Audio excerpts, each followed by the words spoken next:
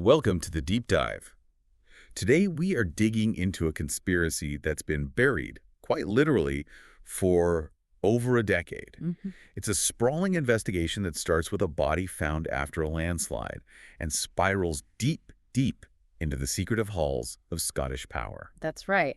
And this isn't, a simple whodunit. It's a really complex story. A tapestry. It is, yeah. It's woven from political maneuvering, secrets from high society, and a whole string of murders that were disguised as just tragic accidents. So our mission today is to unpack the incredible findings of DCI Karen Pirie and the Historic Cases Unit, the HCU. We're going to be tracing the link between a political cover-up from 2014 and this very influential group of men known as the Justified Sinners. Okay, so let's set that scene.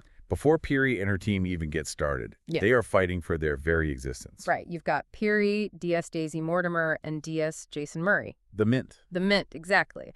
And they're based in this tiny corner of Gayfield Square, dealing with just immense pressure from ACC Roundtree. Who Pirie calls the fruit gum. The fruit gum. And that environment, that's everything in cold case work. She is constantly having to prove the HCU's value. Yeah, and it's made harder by the legacy of the former ACC and Markey, right? Yeah. Who had this very old school view of policing. A historic worldview, yeah. She saw units like the HCU as basically vanity projects, politically driven, taking resources away from the front line. And the pressure from Roundtree, Yeah. It isn't just bureaucratic. It feels existential. It is. There's this constant threat of them being relocated to the Gartkosh campus. Which is just a disaster for a cold case unit. Karen Pirie called it the Bermuda Triangle of Central Scotland. And you can see why, can't you? Oh, completely. It's surrounded by motorways. It's built for logistics, not investigation. So for a team that needs to be near, academic experts, the national records in Edinburgh, even Parliament. A move to Gartkosh cuts off all their lifelines. It isolates them. It would basically turn them into paper pushers. Exactly. They'd just be processing old files. So Pirie had to give Roundtree an ultimatum, basically. Give me 1 year to prove my method works. To prove that this small, specialized unit based in Edinburgh can get results. Right. So the stakes were already impossibly high. And then, almost at the same time, two completely separate things land on their desk. And that's what kicks it all off. Part 1. The duel triggers a body and a claim. We start in 2025. And it's the weather, just the sheer force of Scottish weather. Torrential rain causes this massive landslip near the M73 motorway, and it uncovers something. Yeah, DCI Niven gets called over from the Police Scotland crime campus nearby, and he's met with this, grim sight. Unmistakably human remains. The skull grinning up from the mud. Chilling, isn't it? The body had clearly been incorporated into the motorway extension, which was built around 2014. So you have this modern piece of national infrastructure that is literally built on top of a murder victim. And after the initial chaos, the DNA results come back. And that's the first huge shock. The remains belong to Sam Nimmo, an investigative journalist who vanished 11 years before. And this is where the entire narrative just flips on its head. Because for a decade, the official story was that Nimmo was the killer. Right. The wrong narrative, as Pirie calls it. He was the #1 suspect in the murder of his pregnant partner, Rachel Morrison. Everyone assumed he killed her and then fled. And there was evidence, or what looked like evidence. His keys were left next to a copy of Catch Me If You Can. Of course. And a series of these fake on-the-run texts were sent from his phone. But his body being found there, murdered and buried. It shatters that whole story. He wasn't the killer on the run. He was victim number 2. And the human cost of that mistake is just enormous. Oh, it's devastating. Sam's sister, Dr. Jess Nimmo, she confirms the family was completely destroyed by it. She had to leave this amazing job in a New York hospital to come home and support their mother. She always insisted he adored Rachel, that he was thrilled about the baby. And that he would have walked through fire to find the person who really killed her. So now the HCU is looking at a double murder. Rachel and Sam. And the killer is still out there. And the irony is just, it's astonishing. He was buried right next to the new Police Scotland crime campus. The same institution that built the road over him and failed to find the truth in the first place. And while this massive cold case is just starting to spin up, they get the second trigger. This is the contemporary claim. A death that everyone thought was an accident. It's a man named Drew Jameson. He flies in all the way from New Zealand, and he is demanding the police investigate his brother's death. Tom Jameson, he was the general manager of the Scott Monument Hotel. And 5 years earlier, March 17th, 2020, right before the first lockdown, Right. Tom was found dead at the bottom of the Scotsman Steps. The ruling was an accidental fall. The Scotsman Steps. Huh. They're a pretty unique bit of Edinburgh, aren't they? They really are. It's this wide spiral staircase paved with marble from all over the world, and it's technically classified as a road because of its width. A road, but not for cars, obviously. No, not at all. But Tom lived nearby, used them every day, and his death was, well, it was gruesome. A broken neck and a broken ankle found right in this known CCTV blind spot. Drew Jameson insists it was no accident, and he has a key piece of evidence. The hotel's CCTV. It showed a hooded figure entering the steps and then leaving very quickly, just minutes before Tom's body was discovered. And Drew had a friend back in New Zealand, a computer security guy, who ran a reverse image search on some stills from the hotel's lobby CCTV. And that search gets a hit. It delivers a name, Marcus Nicole, the owner of a company called Syrinco. So this is the first time a contemporary, successful, public figure enters the HCU's radar. And when Karen Pirie and Daisy Mortimer go to interview Nicole, you just get this immediate sense of his colossal self-confidence. It's evasive, right? Yeah. Denies even knowing who Tom Jameson is. Completely. And when they show him the photo match from the CCTV, he just dismisses it, suggests it could be a deepfake. A deepfake. His business is so sensitive that competitors are always trying to throw shade on him. He's a master of spin. Oh, absolutely. Daisy's background checks on him reveal just how deep his opportunism runs. His company, Syrinco, started out in surgical instruments. But then COVID hits. The word Pirie hates because it signals the worst kind of opportunism. And Nicole pivots. He pivots hard. First, he's converting anesthetic machines into ventilators. Then he starts churning out these CPAP machines. Which gets him a nickname, doesn't it? It does. Marcus Nickett. Or, more accurately, the CR8 machine guy. Because the products were just notoriously unreliable. Dangerous, even. But he spins that too, tries to paint himself as this pandemic hero who stepped up when the NHS needed him. He desperately needs that positive public image. And the influence that comes with it. Exactly. But why would a man like that kill a hotel manager? The motive isn't clear at all. Not until Daisy interviews one of Tom Jameson's colleagues, the hotel sommelier, Bob Watson. And this is where you see how these small-scale social frictions can hide massive secrets. The wine expert and the football team. It sounds like a joke. It does. But Watson had this really bitter, heated feud with Tom. And why? Because Tom quit the hotel's five-a-side football team. A very successful team, apparently. He quit the football team for a book club. For a monthly book club. Watson just scornfully accuses Tom of being a social climber, said he thought he was too big for his boots to kick a ball around with the staff. And this book club, Yeah. This is the key. This is the key. It's called the Justified Sinners. They meet once a month, second Thursday, at this incredibly luxurious home in the new town. Hugh Greaves' place on Upper Dean Terrace. And this is not your average book club discussing literature. No, this is a cabal of unchecked power. Pirie gets her intelligence contact, Hamish McKenzie, to build a profile of the membership. And the list is just, it's eye-watering. You've got a private equity CEO, a senior civil servant, a commercial bank director, A powerful city council member who's on the planning committee, a huge road-building contractor. a former MP who's now a consultant, a top lawyer, Yeah.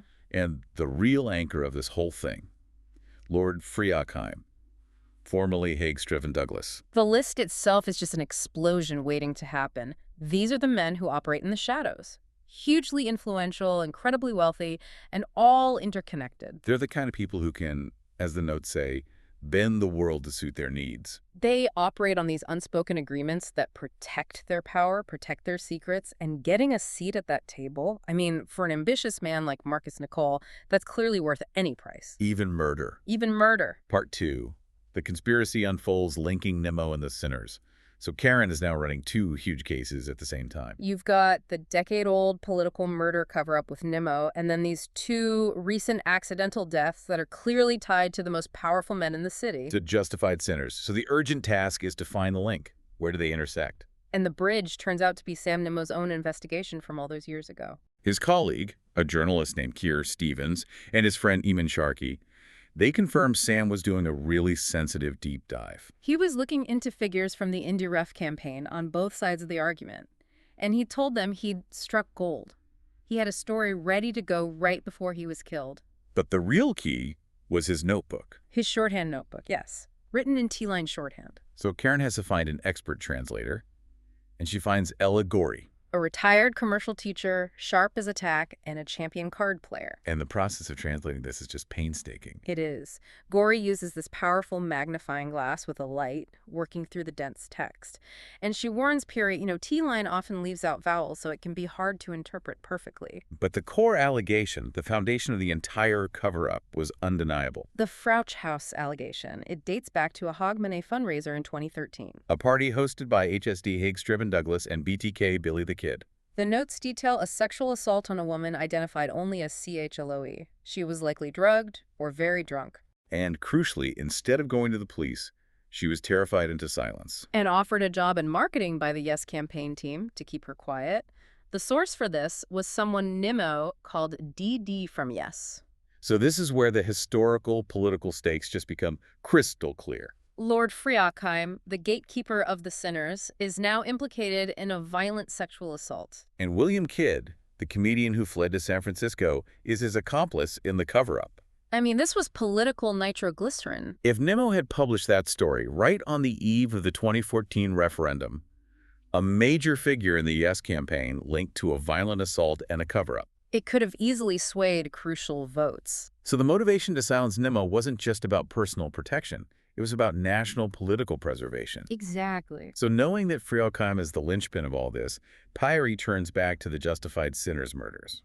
She starts thinking, maybe Nimmo's investigation led him to one of the club members. Maybe he was looking for information or leverage. So they focus on the first accidental death, Bryce Gordon.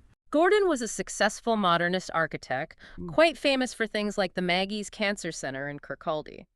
He died in a car crash 4 months before Jameson. And it was just ruled a simple case of drunk driving, an accident. But Pirie sees the pattern. Gordon was a former justified sinner. A very suspicious coincidence. And Hugh Greaves, the club's host, he later confirms a critical detail. He does. He confirms that Marcus Nicole was proposed for membership in the Sinners immediately after Bryce Gordon died. But the club elected Tom Jameson instead. So the elimination of a sinner created a vacancy that Nicole aggressively tried to fill. Karen's detective instincts just kicked in hard here, didn't they? Oh, yeah. She focuses on the location of the accident, travels up to Inverness, and starts digging through all these tedious traffic records. She's looking for any peripheral footage, anything that might have been missed. And she hits gold. She finds helmet camera footage from a cyclist named Alexander Monkton. An obsessive long-distance cyclist who recorded everything. And his footage shows that just north of where Gordon's Jaguar F-Type went off the road, a dark Mercedes SUV recklessly cut him up just moments after the Jaguar had sped past. The footage was grainy, but the vehicle was identifiable. And forensic techs confirmed it. The Mercedes SUV was registered to Heidi Nicole, Marcus Nicole's wife. And it had this visible scrape impact damage that was inconsistent with just, normal city driving. It's a nudge. A small scrape, yeah. But consistent with a nudge that could destabilize a speeding Jaguar on a country road. So this is where it gets really interesting, because it connects the two deaths. The emerging pattern is terrifyingly simple, and it's driven by pure, naked ambition. Nicole wanted into the Sinners Club. He wanted that power. So when Bryce Gordon is forced off the road and dies, a vacancy opens up. Nicole assumes it's his. But then Jameson gets voted in instead. So Nicole eliminates Jameson to create a second vacancy, clearing his own path. He was literally killing his way up the social ladder. Killing for a membership card. And the evidence is strong, but the sinners, they're not an easy group to challenge. Nicole ranks immediately. Karen and Daisy go to confront Hugh Grieve at his new townhome right in the middle of a book club meeting, which must have been an incredible moment. Oh, I can imagine. Grieve is just the picture of condescending high society. Offers highbrow mockery of Pirie's policing and just flat out refuses to cooperate. And he immediately uses his political connections. He gets the senior city councilor who is there to make a call. Which triggers the exact political fallout you'd expect. ACC Roundtree the Fruit Gum is on the phone to Pirie instantly, demanding to know why she's disrupting a council member's book club. But Pirie is forced to use the evidence she has, the SUV crash, the Scotsman Steps footage, to justify pressing on. And the pressure works. She holds the moral high ground and uses that momentum to arrest Marcus Nicole. On suspicion of both murders, Gordon's and Jameson's, she connects the dots. Nicole near the steps, the damage to the SUV, the clear motive of seeking a club vacancy.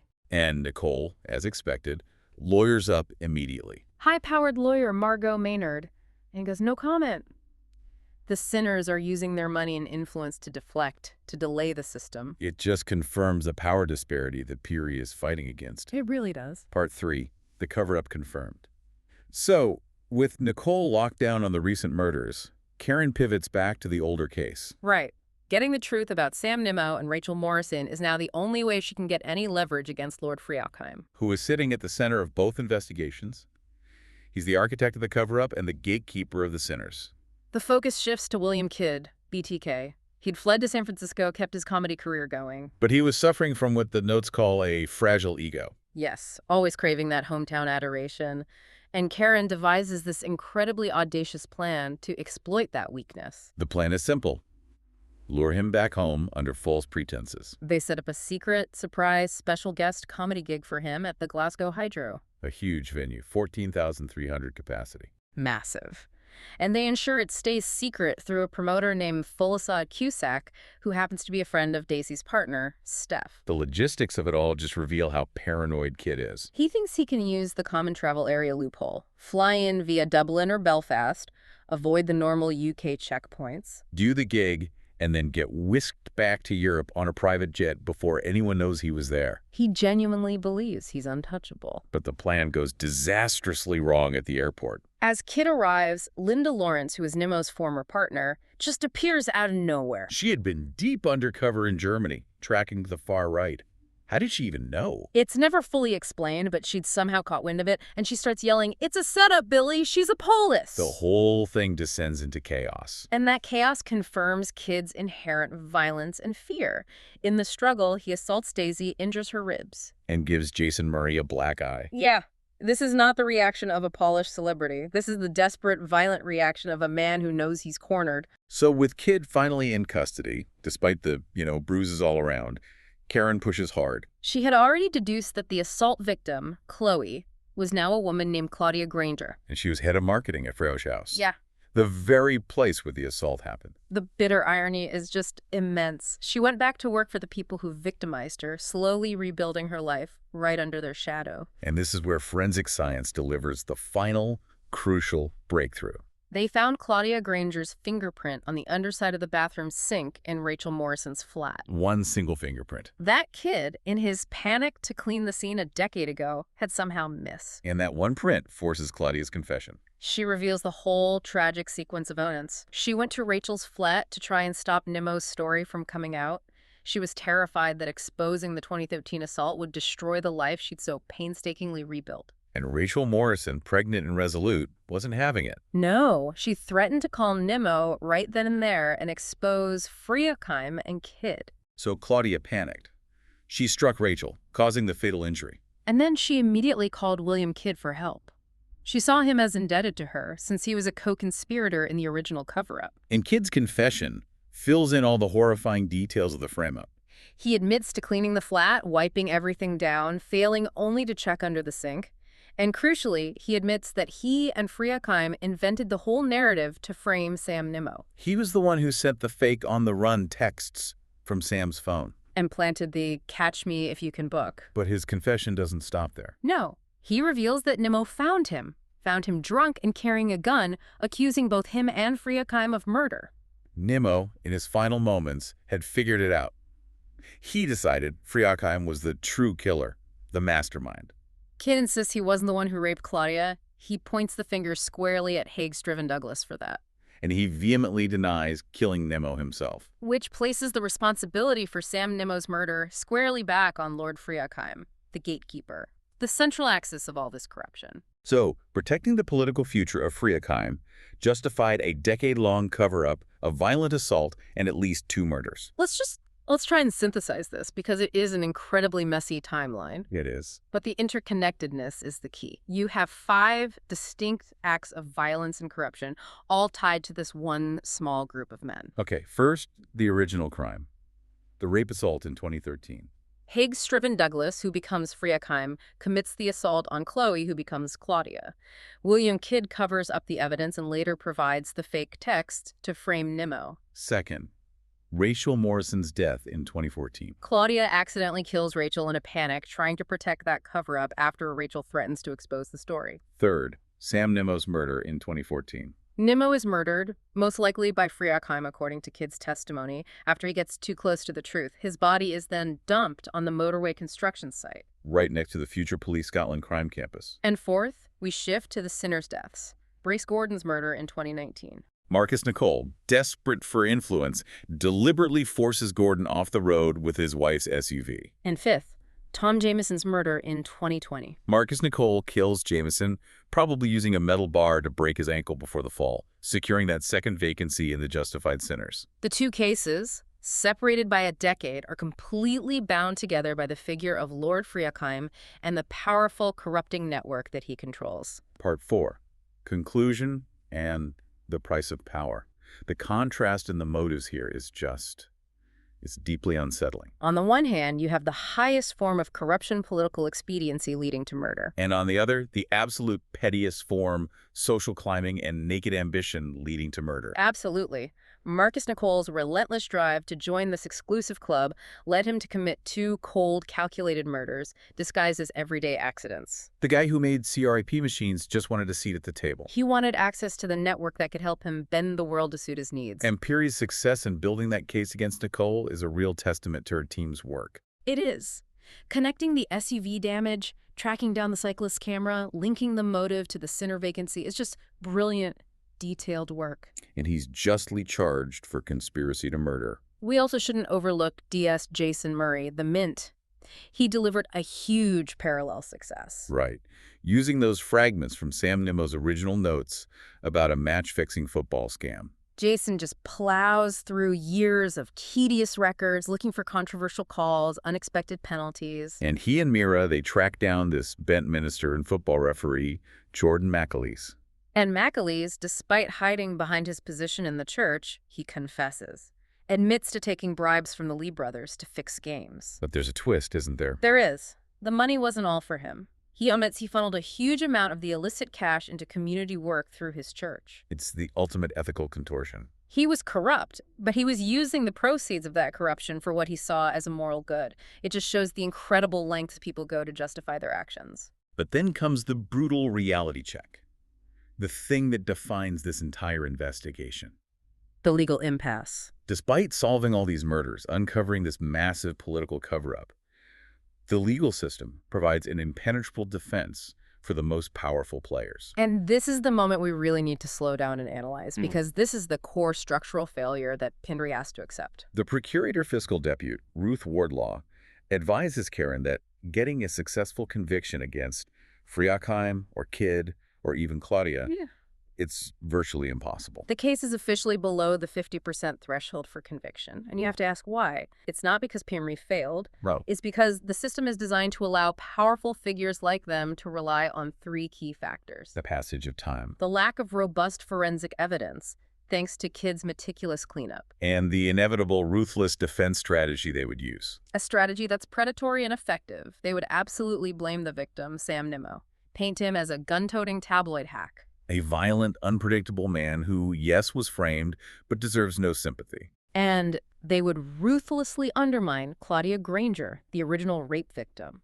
They'd paint her as a gold digger who willingly took the job to protect herself, completely invalidating her testimony. The defense would just argue that all the evidence is based on unreliable confessions of co-conspirators who are all blaming each other. It's the bitter truth of prosecuting power. Marcus Nicole gets charged, and he'll likely be convicted for the two accident murders. Because they're recent and have stronger physical evidence? The car, the CCTV. Exactly. But the original corrupt foundation, the Nimmo, Rachel, and rape cover-up, remains legally unresolved. Friakheim and Kidd escape justice entirely. It's the final infuriating lesson. These men, the justified sinners, they know how to play the long game. They leveraged national politics and time to make sure that even when the truth came out, the evidence was too old, too compromised, and the risk of failure too high for the state to pursue. And finally, we have to talk about the immense personal cost of this kind of commitment, specifically for Karen Pirie herself. Her dedication to fighting the system, to holding her team together, it's always been at odds with her personal life. especially her long-distance relationship with Rafik, the Syrian surgeon. Rafik was a man marked by so much loss. He'd fled the Assad regime, lost his wife and son. He and Karen had built this deep but fragile connection. But their lives were just inherently pulling in different directions. And the relationship reaches its inevitable end when he tells her that with Assad gone, he has to return home to Syria. He's an orthopedic surgeon. His skills are desperately needed to help rebuild his country. And he recognizes that Karen's commitment runs too deep. He knows she would always choose Scotland and her work over joining him abroad. And she can't argue with his moral imperative to go home, even though she genuinely believed their connection was for keeps. It's the ultimate reflection, isn't it? She chooses the work, she chooses Scotland, and she sacrifices her personal happiness for this greater, if often elusive, goal of justice. This whole deep dive just shows you how powerful men like the justified sinners can create their own system of mutually assured destruction. They use shared, devastating secrets to protect each other. They evade legal justice for years, even after engineering cold-blooded murder and cover-ups that nearly swayed national politics. And that, for you, is the final provocative thought. When you look at the infrastructure around you, the massive roads, the new buildings, the institutions that seem so permanent. Consider how many historical secrets, how many acts of corruption and murder might be literally buried just beneath the surface. Waiting for a little rain or a tenacious cold case unit to finally expose them to the light. Thank you for joining us for this deep dive into sinners, secrets, and the road to ruin. We'll see you next time.